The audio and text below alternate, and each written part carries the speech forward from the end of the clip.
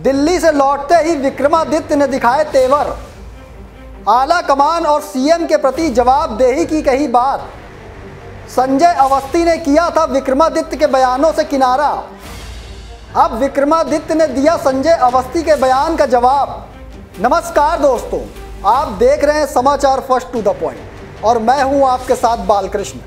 हिमाचल प्रदेश में मस्जिद विवाद को लेकर छिड़ी बहस के बीच अब कांग्रेस नेताओं के बीच ही वार पलटवार और तेज हो गया है। अपने बयानों को लेकर सुर्खियों में रहे लोक निर्माण मंत्री विक्रमादित्य सिंह दिल्ली से लौटते ही अपनी ही पार्टी के सीपीएस पर पलटवार करते दिख रहे हैं। विक्रमादित्य सिंह ने लोक निर्माण विभाग के मुख्य संसदीय सचिव संजय अवस्थी पर जोरदार पलटवार किया है।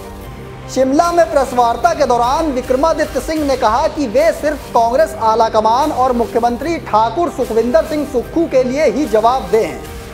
विक्रमादित्य सिंह ने संजय अवस्थी के उस बयान पर पलटवार किया है जिसमें संजय अवस्थी ने विक्रमादित्य सिंह को बड़ी जिम्मेदारी के मुताबिक बयानबाजी करने की सलाह दी थी।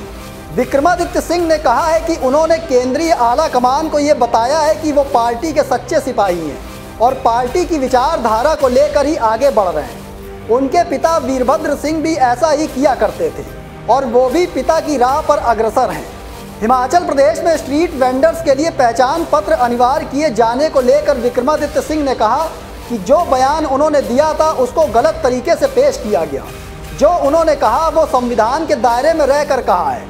संजय अवस्थी के बयान पर पलटवार करने के साथ साथ विक्रमादित्य ने कांग्रेस नेतृत्व से समन मिलने की बात से भी इनकार कर दिया है। मैं सिर्फ मेरी जवाबदेही हिमाचल के मुख्यमंत्री के प्रति है और पार्टी हाईकमान के प्रति है और जो पार्टी की अध्यक्ष है उनके प्रति है।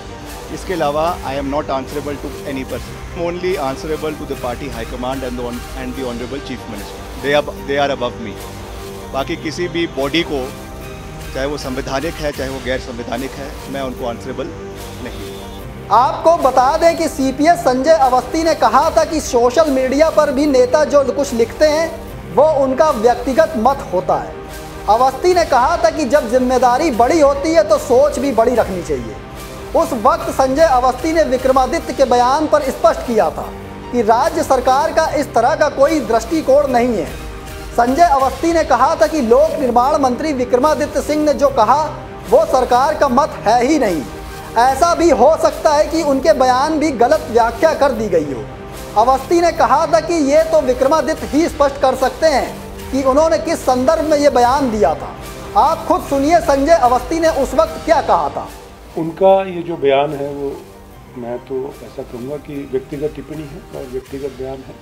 वो बेहतर बता सकेंगे कि किस संदर्भ में उन्होंने ये बात कही।